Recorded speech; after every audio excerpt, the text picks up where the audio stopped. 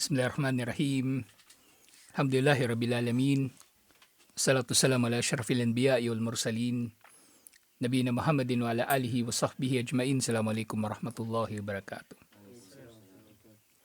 Sa Inshallah Sirah, tinutuloy pa rin natin yung pagtalakay doon sa pagbabalik ni Propeta Muhammad sallallahu alaihi wasallam mula sa Taif. At maraming mga nangyari na mahalaga dito. Ini yung pagdating ng iba't ibang mga tao mula sa iba't ibang mga tribo sa Jaziratul Arab na sa kabila ng pangaharang ng Quraysh, sa kabila ng paninira kay Propeta Muhammad sallallahu alaihi wasallam, nagtagumpay pa rin yung da'wa. At dito na nga nagsimulang nagdatingan yung mga nagmumuslim.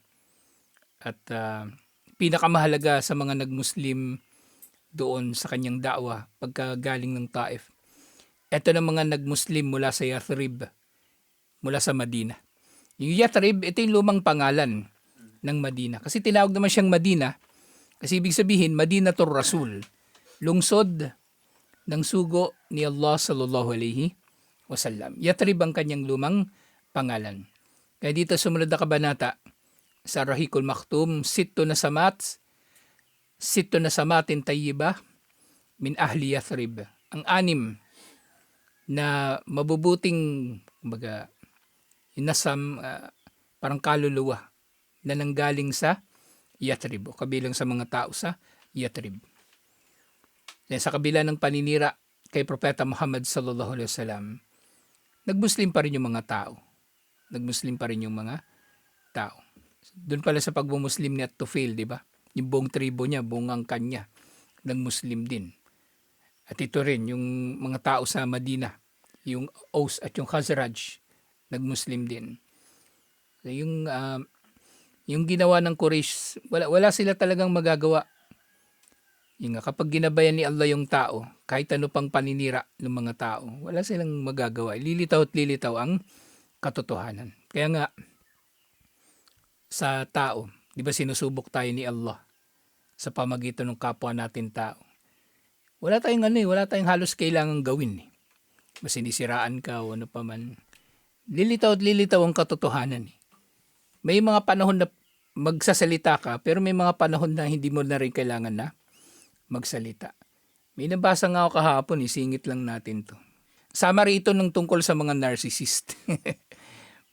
Pangunahin sa mga halimbawa ng mga tao na nagpakita ng mga ugali ng narcissist. Yun talaga yung Quraysh. Sila. Si narcissist daw, kapag pinuna o kaya binuking yung kanilang kasamaan, hindi katulad ng ibang tao na nahihiya. Di ba nahihiya, natitigilan, nagmumuni-muni.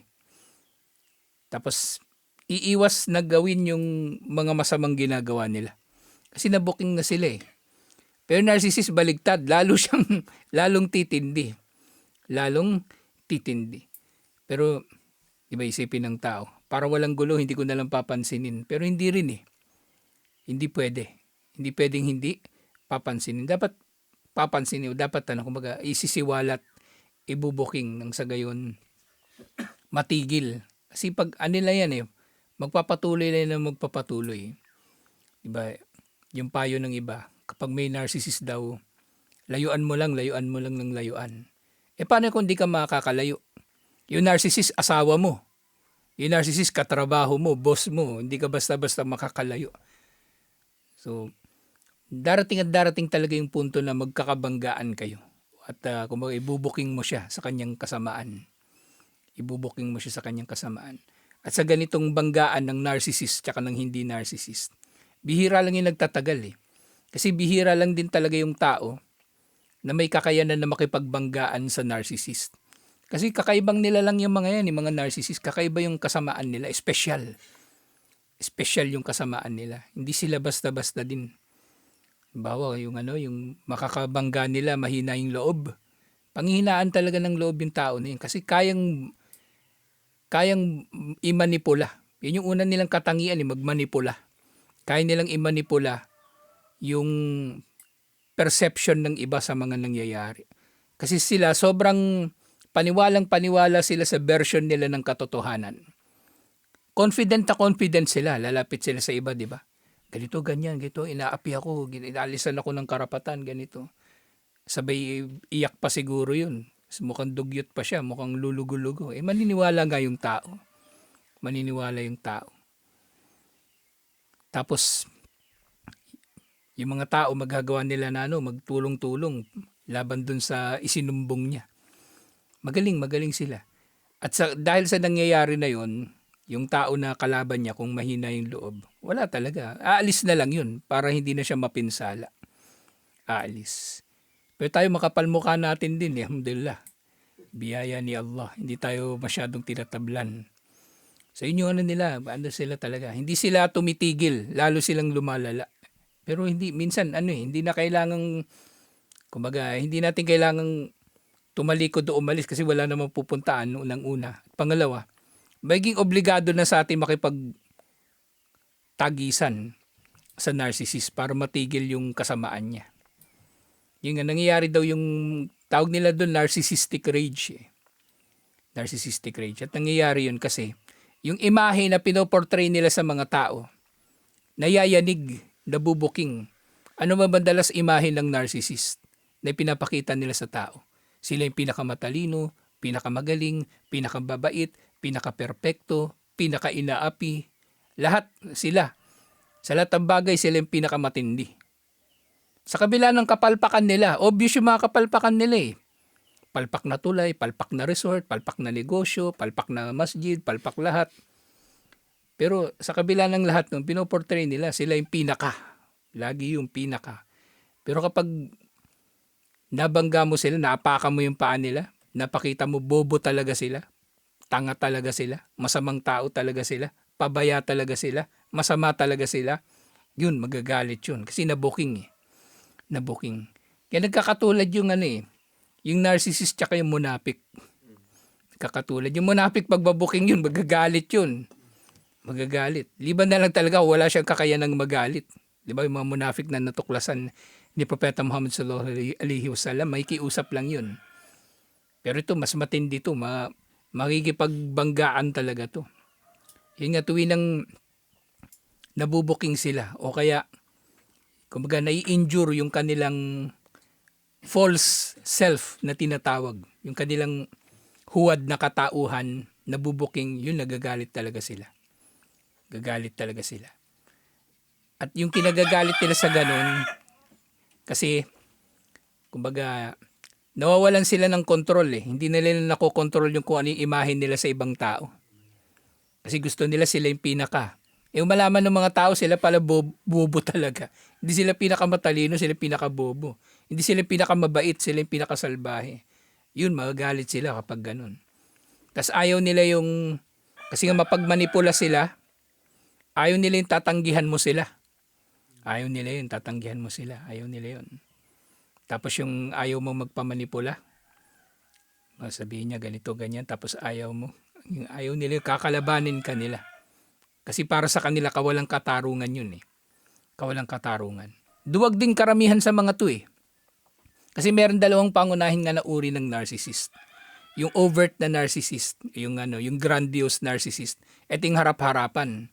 Ito yung mga may ingay ng mga narcissist. Yan sina Kapitan, yan yung diagnosis ko dyan eh. Maingay na narcissist. Ito man si Toko. Ito na yung covert na narcissist, yung tahimik lang. Tahimik lang. Pareho mapanganib, pero sa totoo lang, mahirap kalaban ng duwag eh. Mas mahirap kalaban ng duwag na sumbongero na iyakin. Kasi ito na yung gagawin naman nila. Dahil hindi ka nila kayang harap-harapan, kukuha yan ng kakampi. Susumbungin ko kani-kanino, sisiraan ka. Tapos babaloktotin ngayon yung mga nangyari. Babaloktotin. Kung ano yung haba ng nguso ni Toko, ganun kaikli yung kwento niya. Ganun karami yung nangyari, kukwento niya yung ganun lang para yung magmumukha siyang biktima. Mamumukha siyang inapi. Diba? Yung nguso niya ganun kahaba, pero yung kwento niya ganun lang. So, ganun yung mga trabaho nila. At yung kabilang nga doon sa ginagawa nila, yung bigla-bigla lang yung magagalit. Suntukan na lang. Gaganon kayo. Kala mo naman sinong marunong makipagsuntukan. Mapatay pa siya sa suntukan na hinahamon niya. Character assassination, yun, sisiraan ka niya ng sisiraan. Yung mga bobo na maniniwala sa kanya, yun nga, maniniwala talaga sila. Hayaan nyo na yun sila. Kapag may tao na naniwala sa narcissist, hayaan nyo na yun kasi malamang sa hindi. Katulad nila yun eh. Narcissist din yun. O meron din yung sama ng loob sa'yo kaya nagkakampihan sila, nagsasama-sama sila. Gaslighting. Etong gaslighting, isa itong uri ng pagbabaluktot ng katotohanan. Madalas linya nila, ikaw kasi, kasalanan mo yan. Bawa tayo, di ba, pinutulan tayong kuryente. Sasabihin lang yan, pinilit nyo akong gawin to eh. Di ba? tayo palagi yung problema. Yan, sisiraan ka. O yan, paparusahan ka ng mga iba't ibang parusa. O kaya tatakutin. Tatakutin ka o kumbaga, pupuwersahin at iba't iba pang mga bagay. Kasi yung katangian nga talaga ng narcissist, sila eh, hypersensitive sila sa pagpuna. Hindi sila tumatanggap ng puna. Kasi yung imahe nila sarili nila, sila yung pinakamatalino, pinakamagaling, pinakamabait. Yun. Kapag nabubuking sila, yun. Pero totoo niyan, wala silang malasakit sa kapwa-tao. Wala silang malasakit sa kapwa-tao. Na yun nga, actually, minsan iniisip natin, yung mga narcissist walang malasakit sa kapwa-tao. So, ibig sabihin nun, sarili nang nila iniisip nila. Pero sabi ng mga psychiatrist, hindi eh. Hindi rin minamahal ng narcissist yung sarili niya. Galit na galit yung narcissist sa sarili niya. Kaya ayaw niya nakakakita ng masaya. Gusto niya pare-pareho kayo miserable yung buhay. Gusto niya mas mataas siya sa inyo nang sa gayon piling niya may saysay yung buhay niya. Kapag naungusan mo siya, natatapatan mo siya, hindi pwede. Hindi siya magiging masaya. Kailangan miserable kayo pare-pareho. Kaya ganun siya kapag na-challenge yung kanyang ego, yung kanyang damdamin, ano pa man. May ganitong ugali may ganitong ugali din yung Quraysh. Yung pagtrato nila kay Propeta Muhammad sallallahu alaihi wasallam, grabe. Kaya minsan madalas kapag dumadaan tayo sa pagsubok, alalahanin natin yung pinagdaanan ni Propeta Muhammad sallallahu alaihi wasallam, mapapanatag na tayo eh. Diba? Sisiraan tayo. Sisipin natin. Si Propeta Muhammad sallallahu alaihi wasallam, mas grabe pa yung paninira sa kanya, di ba? Pero protektahan siya ni Allah. So ganun din tayo siya. Kung gusto natin protektahan tayo ni Allah, maging kabilang tayo sa kanyang awliya. Maging kabilang tayo sa matutuwid. Mga nananalig sa kanya. Inshallah. Hayaan na natin sila. Magsama-sama na sila. Magsama-sama na sila para pagdulutan tayo ng kasamaan. Walang mangyayari sa atin na kasamaan liban na lang sa kung ano ang itinakda na ni Allah para sa atin. Andal ummata law ijtama'a ala an yanfa'uka bi syai'in lam yanfa'uka illa bi syai'in qad kataballahu laka. Walau ijtama'u ala ay yadurruka bi syai'in lam yadurruka illa bi syai'in qad kataballahu alik. Kung magtipon-tipon man sila para pinsalain ka sa anumang bagay, hindi ka nila mapipinsala sa anumang bagay liban na lang sa itinakda na ni Allah laban sa iyo. Walang mangyayari liban na lang sa kung ano yung kagustuhan ni Allah. Kasi ba ganitong aral, magpapatatag sa tao lalo inshallah. Hindi na mababago ito. Kasi nga rufi'atul aqlam, wajafatis suhuf. Iniangat na raw yung panulat ng qadar at tatuyo na yung pahina. Wala nang mababawas doon at wala nang madadagdag. Kasi nga, yung panahon na yun na yung pagkabalik niya ng Makkah, di ba Ramadan siya, kailan ba? Shawwal pala. Shawwal siya nakabalik, di ba? Shawwal siya umalis, Shawwal din siya nakabalik. Kasi namatay si Khadija at si Abu Talib ng Ramadan gano, at least si Khadija lang. So nung panahon ng Hajj, ilang buwan ba pagkatapos ng Ramadan yung Hajj? Shawwal, Dhul-Qa'dah, tsaka Dhul-Hijjah. So 3 buwan. So nung panahon na yun ng Hajj, pero pang 11 na taon na ito pala, no? So, ibig sabihin, sumunod na taon na. Sumunod na taon na rin pala. Wa fi mawsim al-Hajj, min sanati hadi ashar minan nubuwa, sa ika-11 na taon ng nubuwa, Yulyo, sana Situmiwa Ashurun, 620 CE, July. Kasi tukoy na yung mga petsa din kahit sa Gregorian. Nako-compute na siya. Wajadatid da'wah al-Islamiyah buduran salihan o salihatan.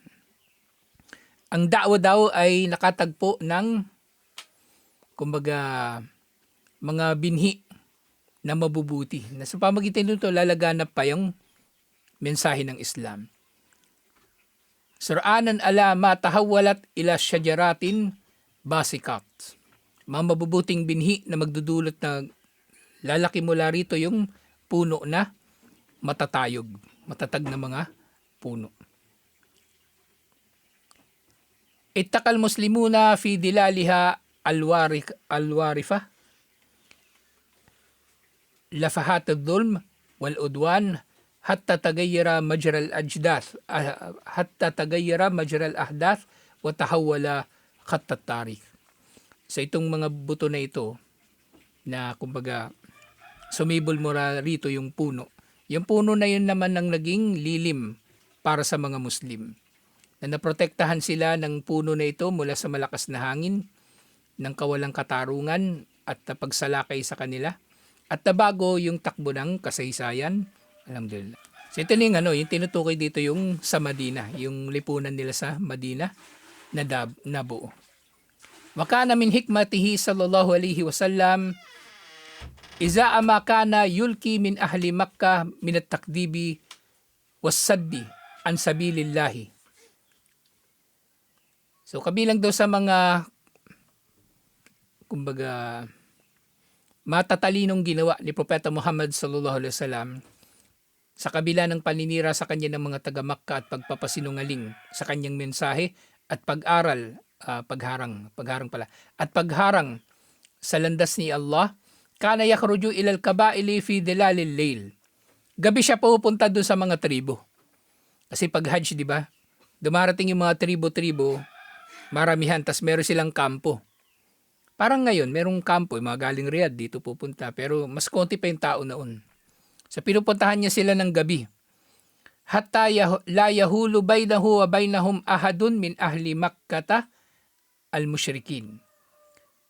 Nang sa gayon, hindi siya kumbaga pipigilan o haharangan ng mga musyrik na taga-Quraysh. Kasi di ba naiulat sa ibang mga hadith nung mga umpisa ng mensahe. Nangangaral si Propeta Muhammad sallallahu alaihi wasallam, tapos nasa likod niya si Abu Lahab. Iba sinasabihan ni Abu Lahab yung mga tao. Okay, maniniwala dyan, si Raulo yan, pamangkin ko yan. Okay, maniniwala dyan. Siguro pag gabi, natutulog na maaga si Abu Lahab. Yung sumasalisi siya. At kinakausap niya yung mga tao. Fakharaja laylatan wa ma'ahu Abu Bakar wa Ali. Minsan daw lumabas siya ng gabi, kasama niya si Abu Bakar at Ali radhiyallahu anhuma. Famarra ala manazili Duhlin wa Shaybanin bin Tha'labah. Wakallamahum fil Islam. So, nagpunta daw siya doon sa kampo ng tribo ng Duhul at Shayban bin Tha'labah. Hindi nabanggit dito kung anong Shayban ito. Maaaring sila yung mga taga-Iraq. Mga taga-Iraq. Kasi yung halimbawa si Muthanna, yung isang tabiin na ang tawag sa kanya Shaybani. So maaaring galing siya dito sa tribo na ito. So doon sa kanyang da'wa, waqad darats bayna Abi Bakar wa bayna rajulin min dahlin as'ila wa rududun tarifa. So nagkaroon daw ng magandang da'wa na nangyari sa pagitan ni Abu Bakar at isang lalaki mula sa tribo ng Dihul o ng Dihil. Wajaba Banu Shayban bi Arjah al-Ajwiba. At yung Banu Shayban, maganda rin yung naging tugon nila sa da'wa nilang tatlo. Gayra annahum tawakkafu fi qubulil Islam. So naging maganda yung pagtanggap nila, pero hindi sila agad ng Muslim eh. Pero yun nga, itong tribo na ito, yun nga, isinamutan na, na sila eh. Nag-Muslim talaga sila ng buo nung panahon na ni Omar. Kaya nga nung sinasakop na nila yung Persya, doon na sila dumami. sinasakop na nila yung Iran. Kasi yung mga tribo sa Iraq, nag-Muslim na yun halos ng buo. Kaya dumami na rin sila nung kalaban na nila yung Persia. Konti pa lang sila nung panahon nung kay Musaylima. Konti pa lang sila. Pero nung kalaban na nila yung mga Persyano tsaka mga Romano nang sabay nilang kinalaban, marami na sila. Marami na yung mga Muslim.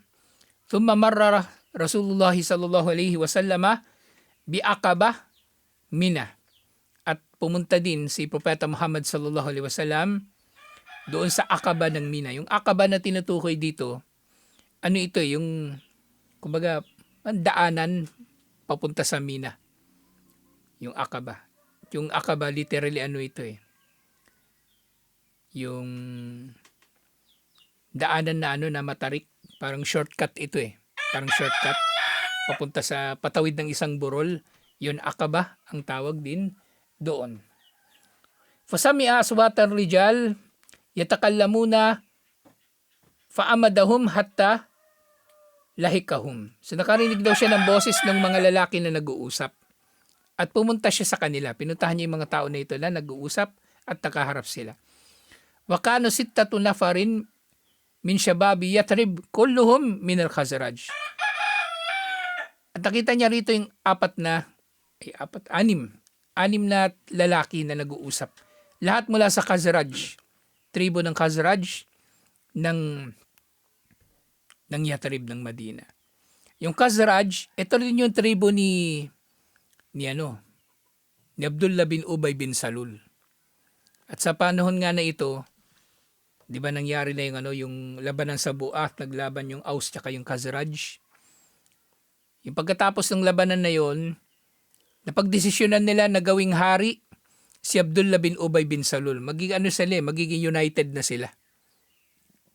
So kokoronahan na sana si Abdullah bin Ubay bin Salul, bigla naman dumating si Propeta Muhammad sallallahu alaihi wasallam. So napurnada yung kanyang pagiging hari. Kaya galit na galit si Abdullah bin Ubay bin Salul. At alam niya hindi niya matatalo yung mga Muslim. Kaya nagpanggap na lang din siyang Muslim. Nagpanggap siya. Ano na siya hindi siya kasabay ng mga ito nag-Muslim. Later on na siya nag-Muslim. Wala nga siya sa Badar Wala si Abdullah bin Ubay bin Salul sa Badar. Maaaring hindi pa siya Muslim nung panahon na yun. Nandun siya sa Uhud. Muslim na siya doon. Pero tumakas siya. Kabilang siya doon sa mga umalis sa Uhud.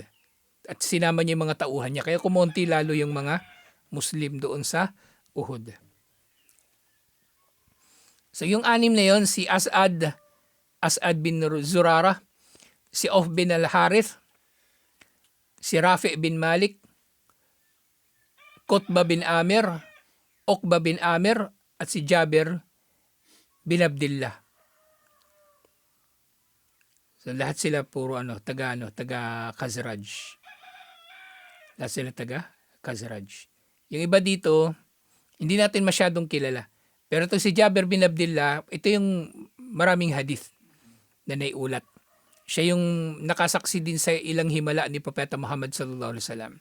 Siya yung kung naalala nyo yung meron silang kaldero ng pagkain, tapos sumasandok doon si Propeta Muhammad sallallahu alaihi wasallam, binigyan niya yung mga sahaba.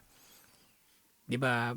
Tinawag nila si Propeta Muhammad sallallahu alaihi wasallam para kumain. Siya lang mag-isa, si Propeta Muhammad sallallahu alaihi wasallam ang tinawag nila. Pinatawag nila sa anak nila. Tawagin mo si Propeta Muhammad sallallahu alaihi wasallam. Siya lang tatawagin mo para hindi na sasama yung iba. Kasi wala rin sila pagkain Di punta si Propeta Muhammad sallallahu alaihi wasallam, andun na siya. O maya, sabi ni Propeta Muhammad sallallahu alaihi wasallam, tawagin mo silang lahat. O di punta yung mga tao. Hindi sila kasya sa bahay, pasampu-sampu lang sila na kumakain. Pasampu-sampu lang sila kumakain. Kada pasok nun, si Propeta Muhammad sallallahu alaihi wasallam nagsasandok. Hindi na uubos yung pagkain.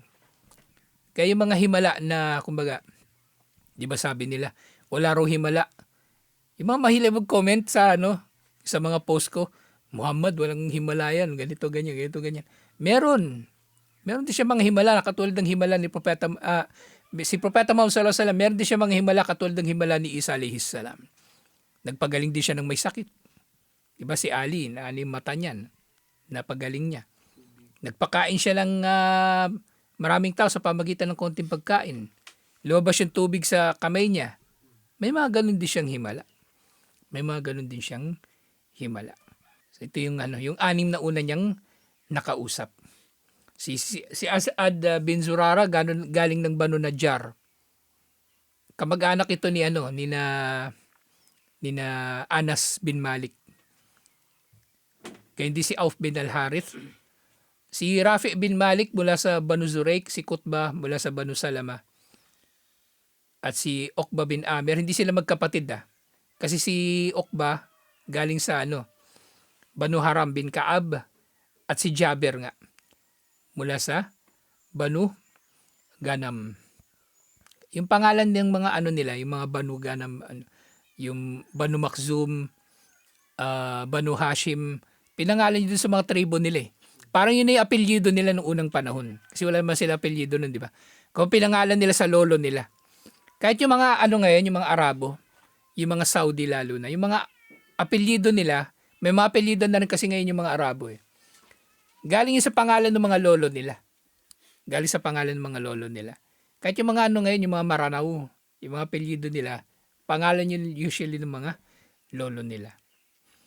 Wa kana min saadati ahli Yatrib annahum kanu yasmauna min hulafaihim min Yahudil Madina. So yung pag-uusap nila na yon, di ba, pinuntahan silang anim ni Propeta Muhammad sallallahu alaihi wasallam. So itong anim na ito, parang humiwalay sila sa grupo nila, nagsarili sila ng lakad. Baka magkakabarkada to. So may tinambayan sila, nandun sila kape-kape. Tapos napuntahan sila ni Propeta Muhammad sallallahu alaihi wasallam. Kasi maganda doon sa Mina Di ba sa Mina yung Ahmad, yung may mga lugar na matataas. Sarap tambayan doon mahangin Tapos tanaw mo yung paligid, ganun, tanaw mo. Banda doon, andun yung Makkah, tapos andyan yung mga tent sa baba. Yung mga nag-hajj, doon sila nakatira. Abang panahon ng hajj. Ganda yung tanawin doon. So siguro yung pinuntahan ni Propeta Muhammad sallallahu alaihi wasallam, dumaan siya sa isang makipot na daanan na matarik, shortcut. Tapos doon na niya nakita yung mga tao.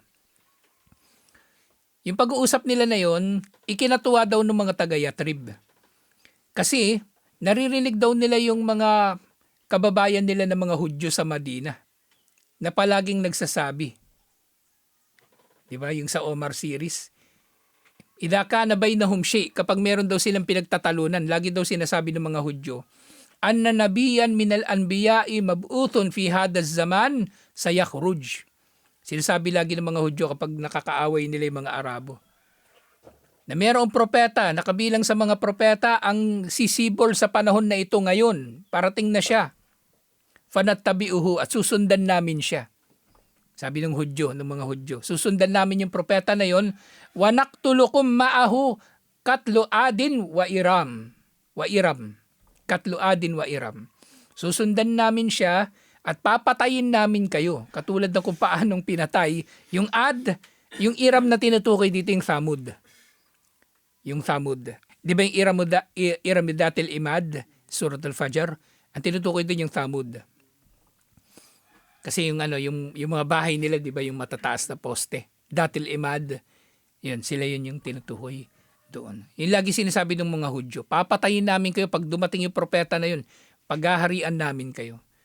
So, tingnan mo yung pananalita na ito, actually hindi na iba sa bukang bibig ng mga Hudyo ngayon May napanood ako kahapon sa Facebook. Ano ba pangalan ng babae na yun? Journalist siya Kristiyano yun, yung babae. Abby Miller yata yung pangalan yun. Nakalimutan ko. Basta sabi niya, isa lang yung naririnig niya sa mga Hudyo kapag napag-uusapan yung mga Palestino.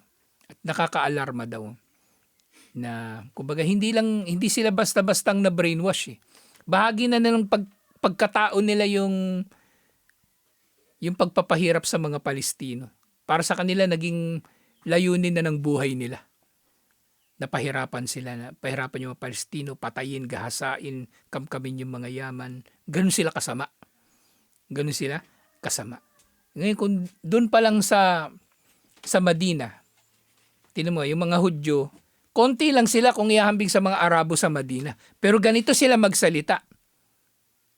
Ganito nila pangarapin na maging malupit sa kanilang kapwa-tao, sa ibang tao.